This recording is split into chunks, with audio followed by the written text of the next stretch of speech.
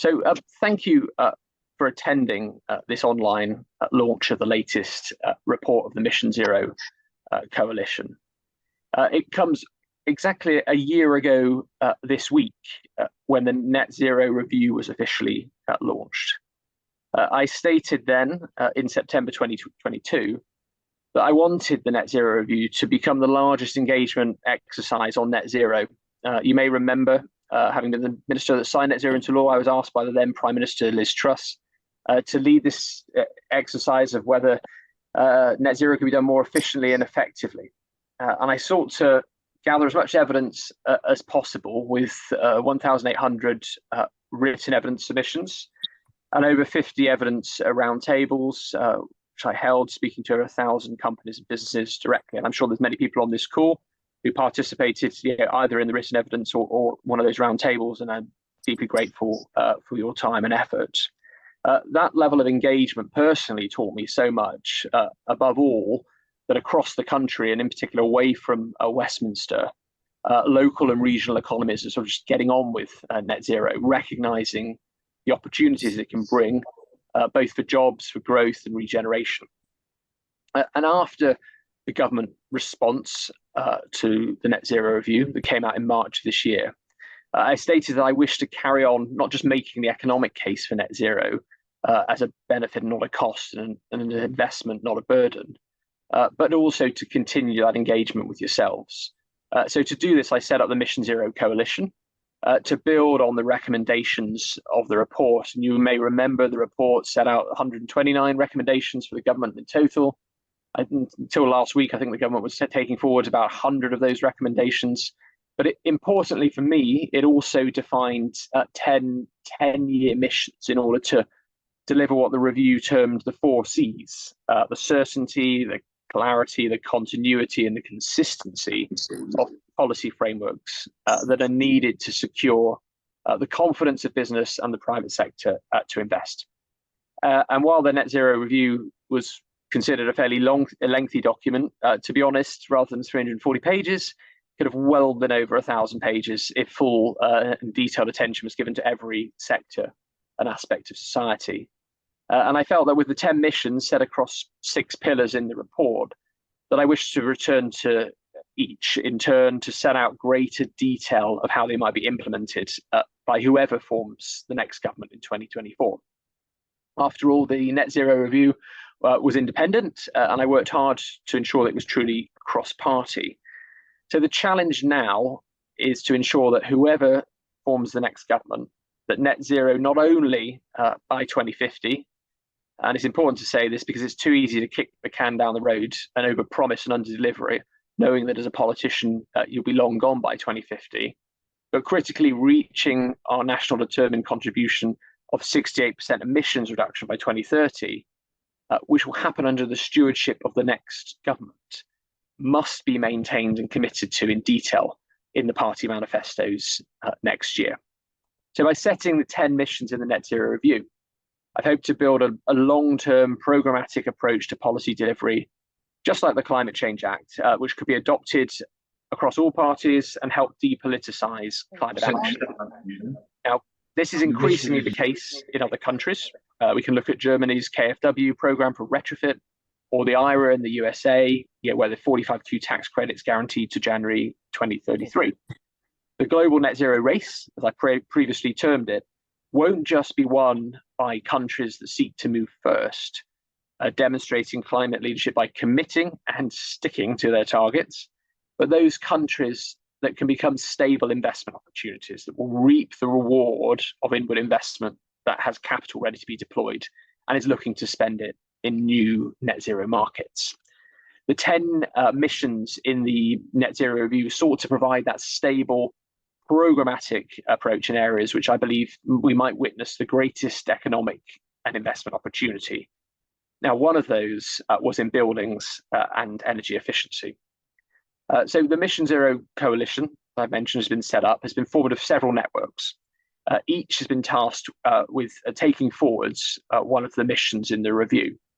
So earlier this week, the local Mission Zero network, which I chair with the Tees Valley Mayor Ben Houchen, published its first report, The Future is Local, focusing on how to deliver the local Big Bang mission of the Net Zero Review, and in particular, how to deliver more powers and responsibilities for net zero to local and regional government, how to simplify funding and improve private finance investment, and how to reform our planning system so that it is fit for a net zero purpose. So today is the turn of the Buildings Mission Zero Network. It's also publishing its first report called Mission Retrofit, which focuses on how to deliver the buildings and energy efficiency mission in the Net Zero Review. And you'll all be getting a PDF copy of the report, as well as actually a sort of copy of my address today that will be arriving in your inboxes immediately after this meeting. So the Buildings Mission Zero Network has been co-chaired by Simon McWhirter, as I said, the Deputy CEO of the UK Green Buildings Council, who will be speaking after me. And other members of the network include Amazon, the AW Group, Barratt Homes, the Better Buildings Partnership, the British Property Foundation, Business London, Centrica, the Chartered Institute of Building Services Engineers, the Commercial Real Estate Finance Council Europe, the Electric Heating Company, the Energy Efficiency Infrastructure Group, Grosvenor, IFG, Landsec, Lloyds Banking Group, NatWest, Paragon Bank, Phoenix, Suez, and of course the UK Green Buildings Council. And I'm also grateful to the Mission Zero Coalition Secretariat, especially Max Austin and Akanska Sharma for their support. And if anyone's sort of interested in looking into the networks, you can go to www.missionzerocoalition.com to find out more details. And actually, the report is also now up there online. I'd originally intended that this report might cover both existing and new buildings. However, reaching sort of around 35,000 words in the report, that importantly covers not just domestic, but also commercial buildings and our public estate, I recognise that I couldn't do both justice in a single report. So the network will be very shortly publishing a second accompanying report titled Building the Future, that will focus specifically on new buildings, both domestic and commercial, ensuring that all new buildings are net zero by design, focusing on the life cycle of embodied carbon in construction. So this is sort of part one of two reports, a bit like sort of the White Album. I couldn't really sort of get it all into one single sort of vinyl. So apologies for that, but hopefully you will see in this report, which stretches over 70 pages, that we've really tried to focus on existing buildings now that overwhelmingly make up the majority of buildings' carbon emissions. 85% of buildings today will still be standing in 2050. Buildings whose carbon emissions the CCC have recognised in their latest progress report as the second largest emitter of CO2, are responsible for 25% of emissions. And we know that Britain is the poor man of Europe when it comes to energy, insulation, and clean heat. Our homes lose heat the fastest, 3 degrees in 3 hours when you heat a property up to 20 degrees, compared to 0.3 degrees in Sweden. So no one can sort of tell me it's just because Britain's cold.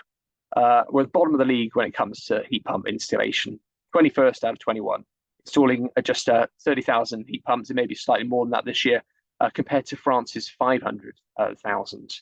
And as a result, 80% of our domestic heating is gas, compared to 50% in the rest of Europe.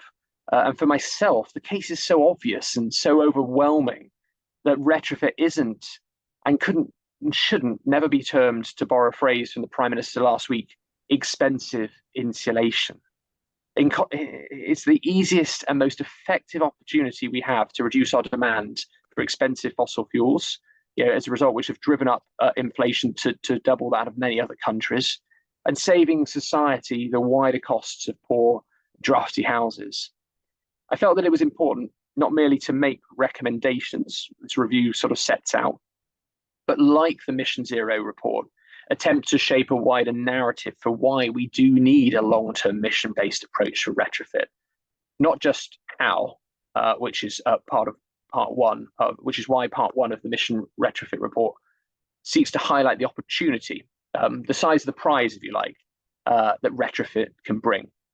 This is an economic opportunity to deliver long-term savings, both for the public and government alike, that can also deliver huge growth with up to 500,000 jobs in retrofit in the buildings industry, 27,000 heat pump engineers as a minimum, that are forecast for the next 2 decades. And if the government makes that necessary commitment to a long-term retrofit program, to place certainty in the hands of investors and industry, to build out supply chains, to fund developments, and to reduce in turn the learning costs of technologies and the labour market costs, we can succeed. So while the introduction of the government's Great British Insulation Scheme, along with an additional £6 billion for the boiler upgrade scheme, is very welcome, the Buildings Network believes the UK government can, should, and must be more ambitious.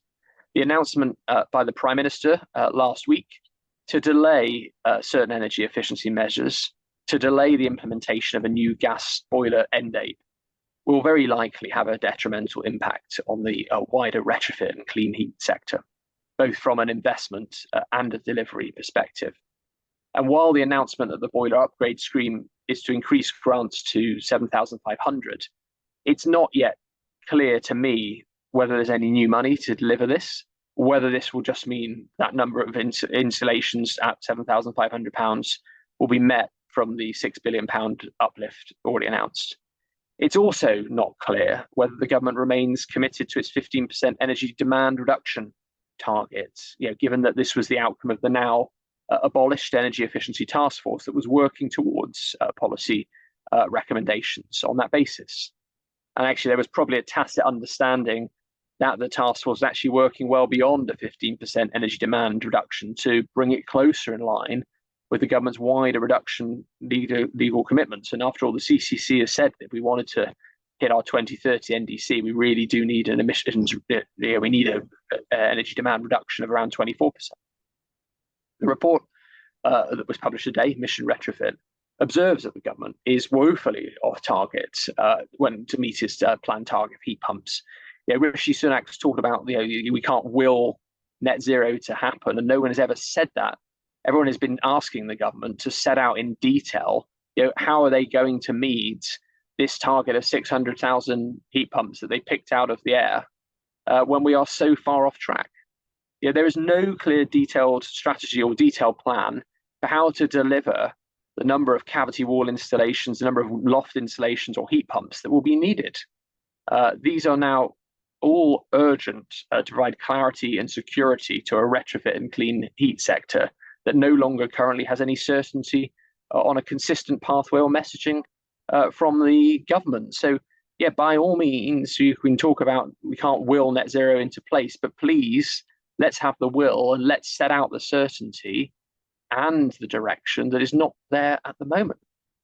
After recent announcements rowing back on energy efficiency measures, the government, or if not this administration, as I said, whoever forms the next government in 2024, should provide urgent leadership by expanding the Great British Insulation Scheme into a national retrofit mission. And this is the purpose of today's report, Mission Retrofit. So in defining a national retrofit mission, which is one of the report's concluding 5-point plan, the Mission Retrofit report looks at both the government's own targets set out in the net zero strategy, as well as the CCC's suggested commitments for reducing buildings emissions by 43% by 2035 relative to 2022, with a 30% reduction in total energy demand by 2035 compared to 21 levels. At the same time as 50% of heat demand in buildings being met by low carbon sources. Just in the black there. While gas boiler sales should be phased out by the same date.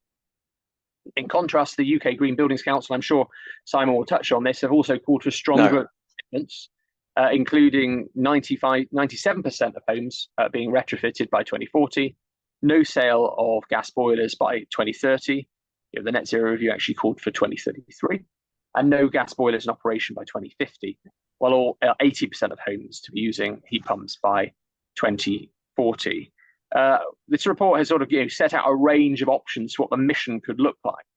But ultimately, to deliver and set out those outcomes, a new national independent body, a national retrofit delivery agency, should be established to set this up, to set the parameters of the mission and to deliver them.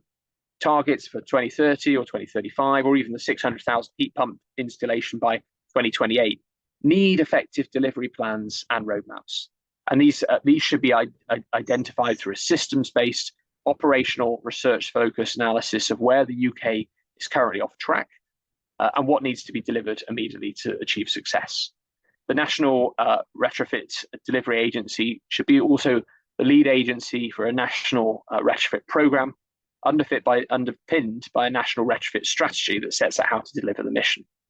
The National Retrofit Delivery Agency and the program should follow the pathway that's set out in the strategy and endorsed by the UK Greens Buildings Council that calls for an S curve approach to retrofit delivery and output intensity. And this is a model that has already been articulated in the National Retrofit Strategy published in 2021 by the industry. So we have four phases. The first one, phase to underpin capability. Phase two, a slower start to focus on the education of householders and the wider industry through a clear and committed campaign, and measures to be escalated to train new entrants in the industry to meet gathering pace while forging supply chains. Phase three, a quick middle period that will be enabled through a developed and mature supply chain ecosystem. Phase four, hard to treat properties, left to the end, greater planning focus on permitting. And a single ramp down of activity allowed for a skilled workforce to shift to other sectors without shock. This has all been set out by the industry. It's been sort of well thought through, and it needs to be adopted. A national retrofit delivery agency should also plan for a strategy that ensures the UK has the necessary labour market in place, the skills, the training, the retraining that should come with a national retrofit skills plan, as well as ensuring the manufacturing and material supply chain are fully sustainable. To achieve a programme that is able to deliver on time, the effective use of finance and funding will be critical. So as the Mission Retrofit report sets out in detail, this needs to be better leveraged, both in terms of public funding, by creating less complex and easier to access public loans and grants, but also obviously in the private funding and development of green finance products through an energy saving stamp duty scheme, through VAT being applied more, zero VAT being applied more broadly to retrofit activity, and also retrofit zero interest loans similar to the KfW in Germany. There should be also a synergy and close operational relationship between the two, between public and private, under a Great British Insulation Fund, a national retro fund, if you like, a single umbrella fund that allows the stacking and flexibility between private and public financing to be accessed by all, obviously depending on income, as other European nations have successfully pioneered, such as MaPrimeRénov' in France, and the report sort of looks at that as well. And this could be also accompanied by a net zero passport scheme, giving householders the opportunity to know what needs to happen, when it needs to happen, and how they can sequence the work as they move forwards to fully retrofitting their properties. In addition to establishing a national retrofit delivery agency strategy and program, it's clear that the recommendations in this report, and obviously it's not just the 5-point plan, I'm not going to go into detail now on the recommendations, but quite comprehensive, sort of setting out what government can take forwards. The recommendations can't be delivered by implementation alone. So legislative reform, both of standards and measurements, such as energy performance certificates, to move to effectively measuring emissions reductions through a net zero performance certificate, a recommendation, the net zero review, and we've carried that forward in this report, will be essential to provide confidence and certainty to the retrofit industry. And at the same time, as this report demonstrates, planning reform is equally essential to ensure we have clear pathways towards net zero in our built environment. Other technical regulations, whether on heat pump efficiency or location or on building code standards as part of the net zero carbon building standard, which we'll be continuing to focus on in the Buildings for the Future report, will also require legislative underpinning.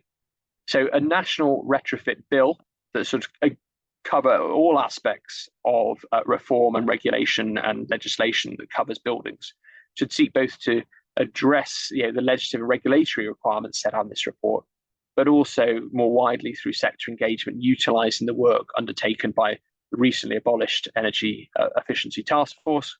Actually, the tragedy is that a lot of work, I understand, had been ongoing, and it's sitting there somewhere. Hopefully, the department will be using it in turn, but also to make use of the excellent work that the sector has taken forward over the past couple of years. This isn't rocket science.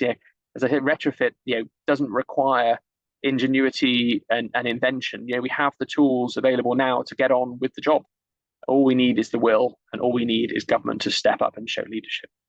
The greatest barrier to delivering the outcome of decarbonising our homes also is the families and individuals who occupy or own them. That's no fault of their own, but we have to recognise we've got to work with people, with families, with communities, rather than against them if we're going to be able to successfully deliver a mission retrofit.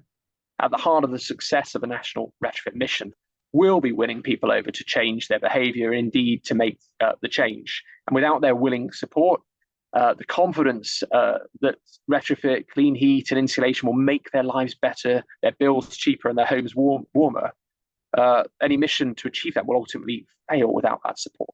So engagement is not only essential for success, it's ultimately the success and destination of the mission.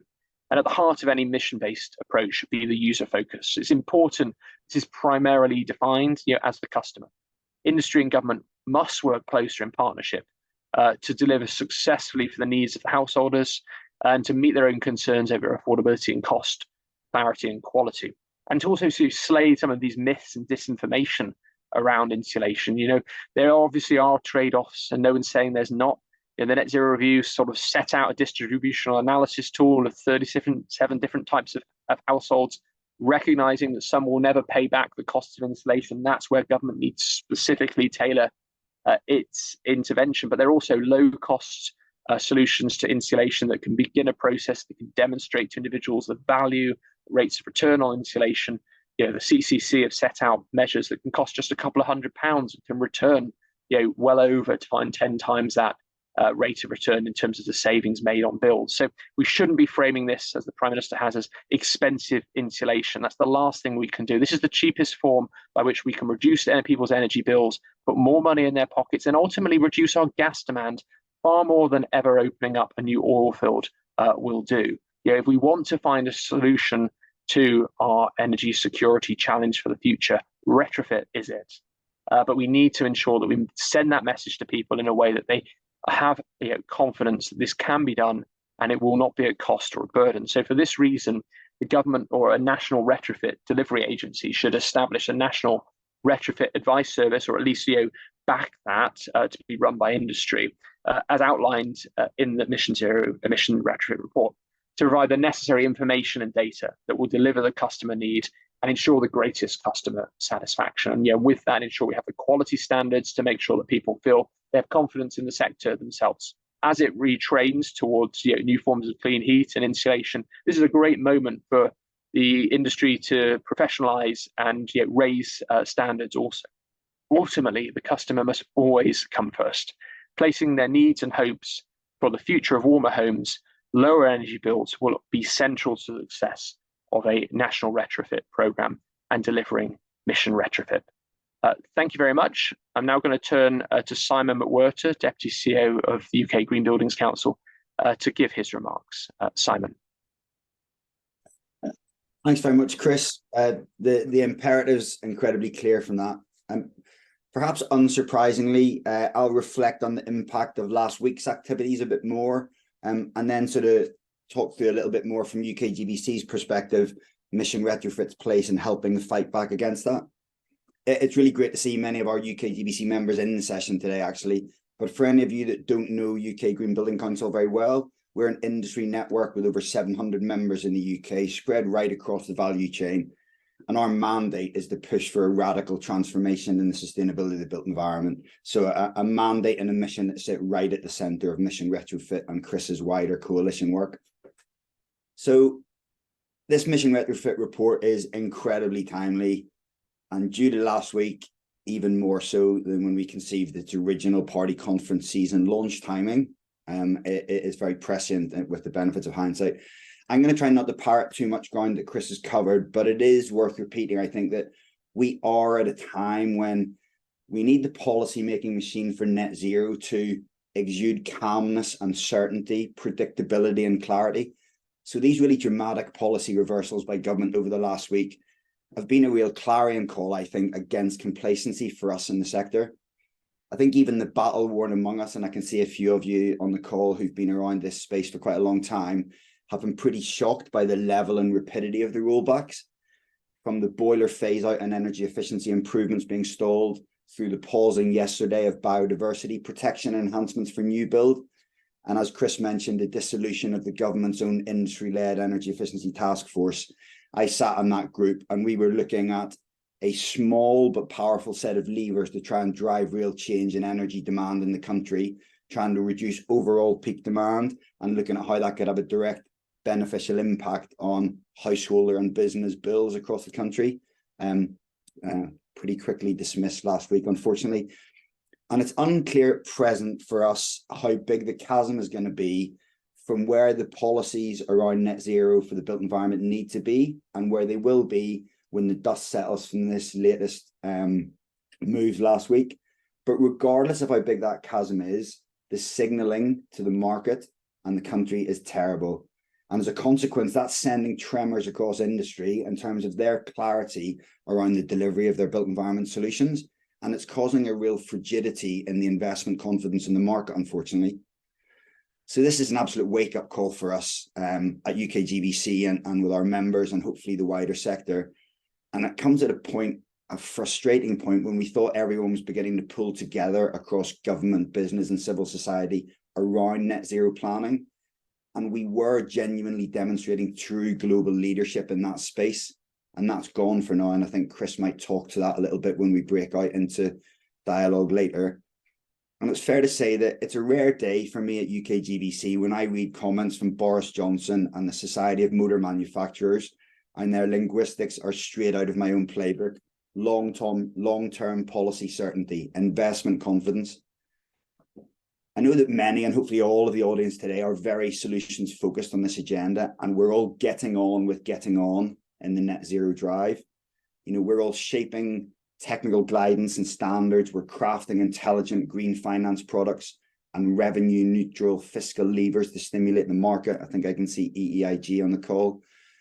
But from where we are now, we need to step up in this vacuum of political leadership in the subject and coalesce into an even more unified, coordinated and loud business voice around a net zero UK built environment as an opportunity, not a cost to the country.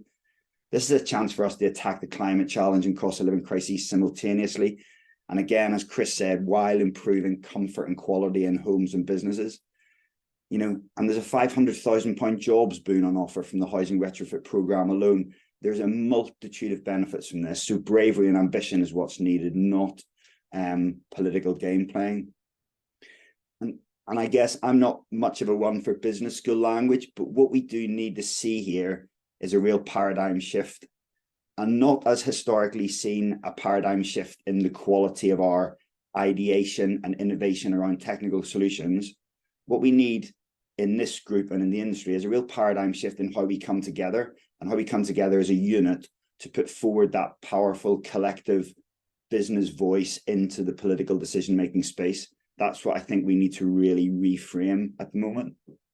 Because decisions now, whether they're around retrofit, as the Mission Retrofit report deals with, or new build, as Building the Future will, which we'll be looking to follow on with, that's going to dictate the quality and legacy of what we do for generations. So it's an absolutely crucial time to show that substantive and substantial industry support for the net zero journey is there, and that we band together and reverse these misleading headlines and demonstrate that this is actually about resilience for people, for businesses, for the country. And the Mission Zero report really shines a spotlight on that need. It covers many of the critical policy gaps and challenges that were highlighted by UKGBC's Whole Life Carbon Roadmap. We delivered that in 2021, and that was about delivering a common vision and painting a trajectory to what a 2050 net zero UK built environment looks like. We're actually undergoing an update of that in time for COP28 this year. And that includes, you know, a really obvious thing. Let's have a plan to begin with. You know, it includes the urgent need for a national retrofit strategy to upgrade our country's mostly cold and drafty buildings. And Mission Retrofit's also trying to eloquently link up what are quite disparate parts of the complex carbon abatement puzzle for the built environment, from sustainable planning reform to a clear recognition of the importance of adapting our existing buildings for our future warming climate, looking at issues around whole life and embodied carbon, not just zoning straight into operational carbon, which can trip us up with unintended consequences, as we know. And we've tried to recognize that in many cases, this isn't about reinventing the wheel. We're trying to understand where areas of good practice are happening across the country and building upon that. So for instance, where we feel a national retrofit delivery agency is needed, the newly emergent and industry-led national retrofit hub could be enhanced and appropriately funded by central government to take on that role and to become then a single point of contact for action on retrofit and building energy upgrades. And while Chris was talking, I was just looking through some of the chat, and it's great to see the content coming through in the chat there. In that, you know, we need to be looking at putting all those great ideas coming through there, enveloping all these tools, projects, and initiatives that are happening. We've tried to gather as many of them into the report we could, but clearly there are a lot more out there. We need to bring all those together into this industry-wide solution that Mission Retrofit's trying to deliver. On the specifics of the particular report, I think Chris has covered most of the bases much more eloquently than I could, but I just think it's worth doubling down on the point of linkages and linkages between the Mission Zero areas, and specifically, for example, the local work that Chris referenced, which was launched with Ben Houchin earlier this week, focusing on local levers to drive net zero. On the housing retrofit agenda, UKGBC has a really long and strong legacy on this work. And after we've seen successive top-down failures on that particular agenda, we really strongly feel that only with a strong and clear enabling framework from national government and linked large-scale delivery plans by local actors can this work at pace and scale. So it's that twin-track linked approach that's really needed. So national government need to pull their levers to enable action. And then actually national government needs to get out of the way and let local government and wider stakeholders on the ground act at pace. They know their patch, their housing stock, their skills base, their supply chain the best. And then they can get on with accelerated delivery if they are enabled and funded to kickstart that. And we've been working with our members and partners such as the MCS Foundation in shaping elements of those twin track approaches, and it ties very tightly into the wider recommendations in Mission Retrofit today. And so I'll end as I began, in the sense that what the sector and the country need from government now is certainty and predictability and clarity in this drive towards a net zero and indeed an ecologically sound future. So we hope to see politicians standing behind this report and including its recommendations and manifestos and immediate policy behaviours as we move forward. And at UKGBC, one of our core roles is as a convener, and we're trying to convene voices to help communicate the powerful business force around this. So as well as the ask today that we'd like you to all work to help push the Mission Retrofit report and the components within it, I'd specifically urge you to please urgently lend us your voice and your power, specifically by signing up to our letter to the PM for party conference next week, which really is about trying to re-embed the bravery and ambition we need to see in the political space around this. And on that note, I'll pass to Chris, who I think is going to take us through a discussion on the topics. Cheers. Thank you so much, Simon, and thank you again for your support co-chairing the network. And thanks everyone for putting some great comments in the chat box. I've been trying to sort of read some great examples of what's going on. Just to sort of say, I don't mention obviously heat networks in my opening remarks, but the report fully looks in detail at that opportunity for delivering clean heat through heat networks, which must be a priority. It's not all about air source heat pumps.